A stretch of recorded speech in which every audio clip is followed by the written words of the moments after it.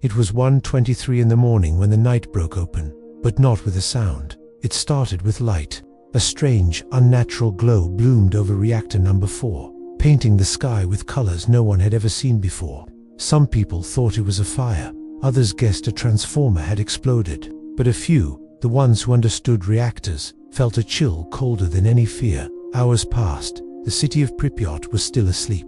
Children were in their beds. Windows were open to the spring air, an air that now carried something invisible and deadly. Inside the power plant, one man made a decision that would never make headlines. He wasn't a hero, at least not in the way we think of them. He wasn't a commander or a politician. He was just an engineer, one of many, trained to keep systems running, to respond to alarms, and to stay calm when everyone else was panicking. When the evacuation orders finally came, they weren't immediate. Chaos and confusion filled the corridors. Meters clicked wildly, spitting out impossible numbers. Phones rang and rang, but no one answered. The word radiation was whispered, as if saying it louder would make it more real, more dangerous. People started to leave, but he stayed. He didn't stay because he was brave in some storybook way. He stayed because someone had to. Someone had to understand what was still happening inside that building. Someone needed to check the valves, read the instruments, and confirm the terrifying truth that no one wanted to believe. The reactor was gone, and the danger was far from over. Radiation is a silent killer. It has no sound, no smell, no color. You can walk right into a lethal dose, feeling perfectly fine, not knowing your life is ending. Inside the plant, the engineer moved through hallways he knew by heart, but they now felt alien and menacing. The concrete walls were absorbing something deadly. A fine dust, laced with poison, was settling everywhere. His dosimeter screamed, showing numbers that shouldn't exist. He knew that every minute he spent inside, something irreversible was happening to his body, to his very cells. Outside, the world would soon hear about the liquidators.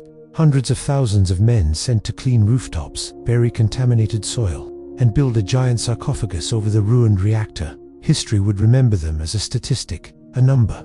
But in that moment, there was no history. There was only now. The engineer understood a terrifyingly simple fact. If everyone left at once, the disaster would get worse, much worse. Critical water systems could fail. Secondary explosions could tear through the plant. The fallout could spread across Europe, changing the continent forever. So he stayed.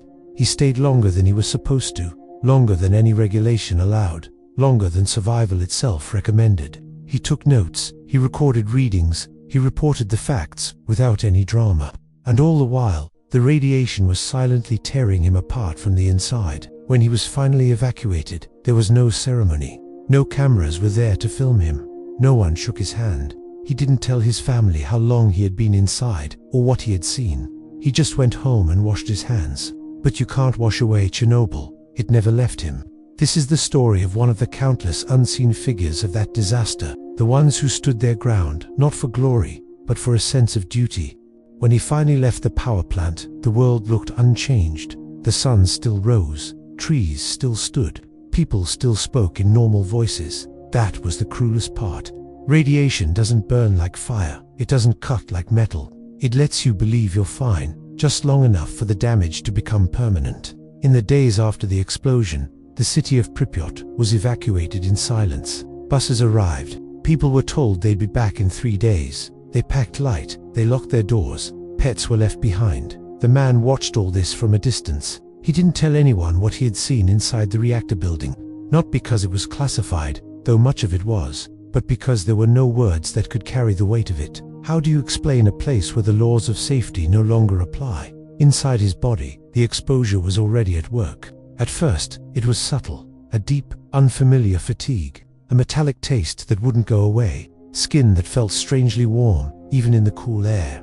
Doctors examined him and said very little. Back in 1986, even medicine was unsure how to talk about radiation sickness. There were no guarantees, only probabilities. He was told to rest, to drink fluids, to wait. Waiting became his second prison. Weeks turned into months. Some symptoms faded, but others took their place. His hair thinned. Sleep became shallow. Food lost all its taste. His immune system weakened quietly, like a guard lowering his weapon. And still, he said nothing. Across the Soviet Union, the official story was being carefully shaped. The disaster was under control. the danger was localized. Men like him didn't fit into the speeches. He wasn't asked for interviews. He wasn't offered any medals. He was simply processed. Yet what he did mattered more than anyone realized. Because of the measurements he took, engineers confirmed that the water pumps had narrowly avoided a second, even bigger catastrophe. A thermal detonation that would have rendered huge parts of Eastern Europe uninhabitable for centuries. The line between disaster and apocalypse had been paper-thin, and he had stood right on it. Years later, the consequences became impossible to ignore. Chronic illnesses appeared. Hospital visits became routine. His body aged far faster than his years. When people asked where his health problems came from, he'd answer vaguely, "I worked near Chernobyl," nothing more. There was no bitterness in his voice, only acceptance. He never called himself a hero. In fact, he disliked the word. To him, heroism implied a choice made without duty. But for him, staying had felt like a responsibility, not courage. He hadn't stayed to save the world. He had stayed because leaving any earlier would have made things so much worse.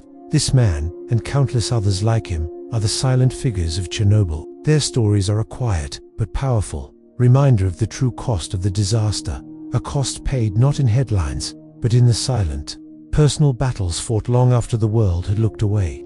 History likes things neat and tidy. It wants clear villains, clear heroes. It wants a single moment you can point to and say, right there, that's where it all changed. But Chernobyl, it refused to be that kind of story. Years passed, and the world learned to say the word a little easier.